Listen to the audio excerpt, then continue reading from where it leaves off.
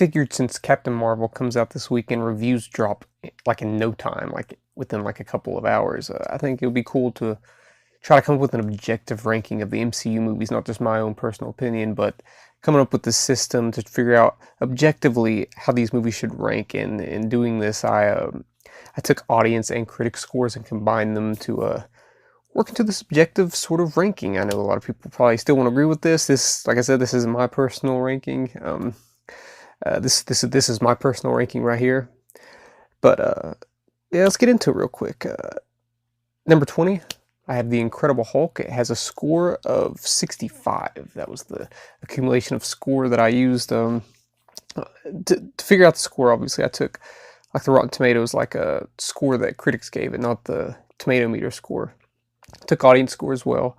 Went to Metacritic, took the overall critic score, and went to IMDb, took the IMDb score. I would have done cinema score, but that's just too difficult because it's a grade. It's hard to figure out, like, it's like what would the score be for that. So yeah, Incredible Hulk's first, 65. Let's get into number 19 is Thor: The Dark World with a score of 65.5.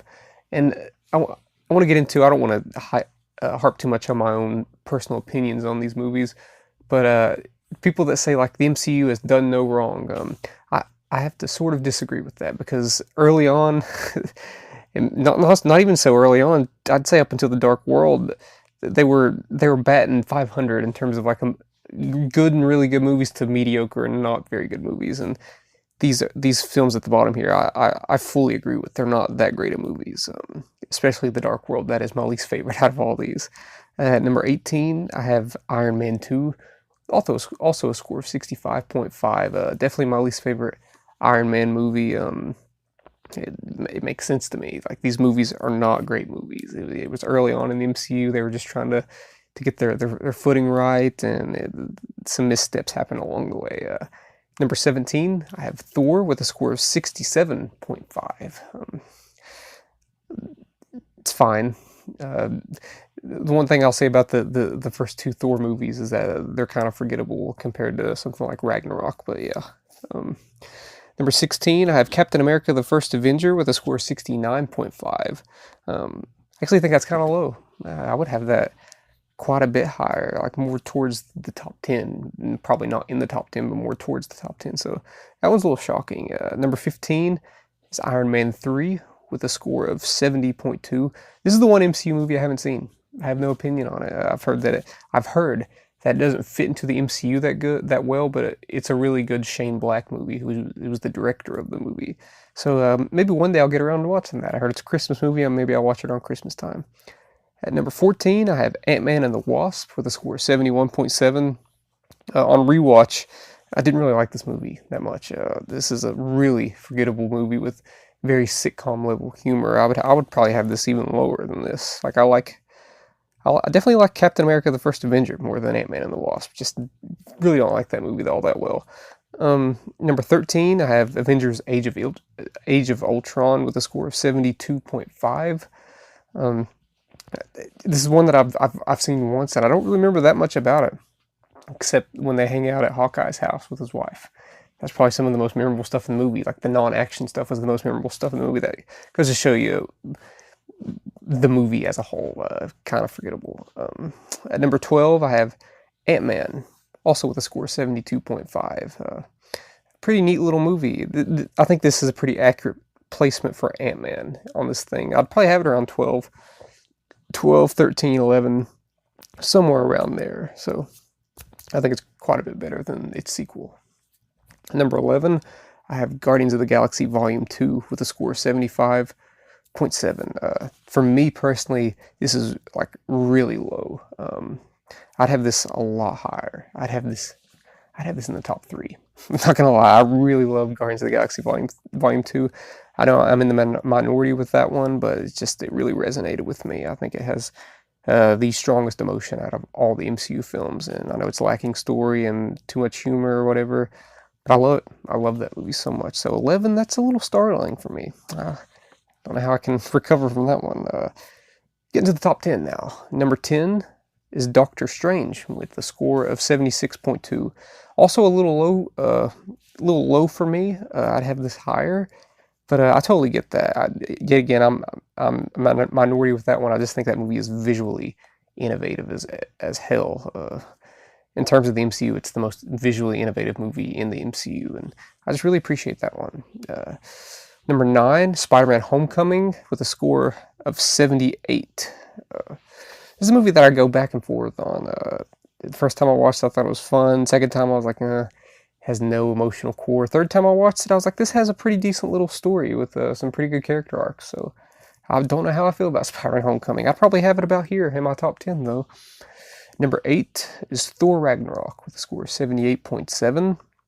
It's a really funny movie. I can totally see the appeal of why people would put it in like their top 5 or 3. That yet again, that 8 makes a lot of sense to me. I'd probably have it at about 8. That and Spider-Man are equals to me in terms of MCU movies for obviously different reasons. I think, but the thing about Ragnarok, I think it doesn't get as much complaints as it should. When people complain about the comedy in Guardians of the Galaxy, like deflating some of the tension and drama, Ragnarok does that throughout the whole movie. So tit for tat, that's just me. Number 7 is Captain America: The Winter Soldier at 79. I'd have this one higher too. I think this is a lot of people's favorite in the MCU. It's just a really grounded, like action movie. Yeah, so I'd have it higher, but this is what the people gave. This is what the critics and the audiences gave it. It's 79. Whatever. Number 6 is Captain America: Civil War. 79.5 is the score for this one. I'd have it around here. I'd have it hovering around my top 5, I believe. Yeah, it's a good one. AKA Avengers Civil War. First time we saw Spider-Man in the MCU. It's got a lot going for it. It's a really entertaining, interesting movie. Really politically driven movie. It's just cool little movie. So can't be too ashamed of that ranking, I guess. Number 5 is Avengers Infinity War, and I'm surprised this one actually isn't higher. I know it didn't have the best critic reviews, but I thought its audience score would elevate it up higher. But yeah, it's sitting at the number 5 with a score of 79.7. Just couldn't quite get to that 80 territory. Couldn't quite beat its the first Avengers movie, which is number 4, Avengers, with an 80.2. This would be lower for me. I'm yet again in the minority. I think this is just surface level comic book fun and no real stakes on the line for me personally. It's just a fun little movie, seeing them all to get together. It's a miracle that it worked. It's a good movie though. I have it towards the bottom of my top 10, I believe. Number 3 is Black Panther with an 80.5, and I know a lot of people would just be furious with that. But yeah, it had really good critic reviews and not completely awful audience reviews, so it didn't bring it down too much. If we just went by critic reviews, it would have been at like an 85, 86, but the audience scores brings it down to an 80. And yeah, it's the first MCU movie to get nominated to win an Oscar. It won 3 Oscars, so I mean, what can you say? If you're an MCU fan, you can't be mad at that. I don't think so. Yeah, Black Panther at 3. Yeah. Number 2 is the first MCU movie, which is Iron Man, with a score of 81.5. The thing with this movie is that I would have it lower because I think this is yet again another movie where it's a miracle that it worked. And it works like really well. But if you look at the third act of Iron Man, I think a lot of the missteps in a lot of MCU movies follow the same formula of Iron Man. It shows that, yeah, that doesn't really hold up all that well. Some of the same trappings with a weak villain, weak CGI fight at the end, and you see that in a lot of these MCU movies. So I think it kind of tarnished Iron Man, but you can't deny it started it all. So I think that's why it's this high. And number 1 is Guardians of the Galaxy, also with an 81.5. So technically it was a tie. My tiebreaker was I just went by what made more money. Guardians of the Galaxy made more domestically and overall box office wise. It just made more. And that number 1 makes sense. It's a really entertaining movie. You probably won't find many people that didn't enjoy that one, from the soundtrack to the characters. I know it has a weak villain, but it's just a really fun movie that mixes the drama with the serious moments with a lot of comedy. So that is my, I guess you can call it, objective ranking of the MCU movies. I know it's hard to list your objective ranking, but what's your subjective ranking of the MCU movies? Or if you just want to put your top 10, what is your top 10 MCU movies? Let me know in the comment section below. Hit that subscribe button. Thank you for watching.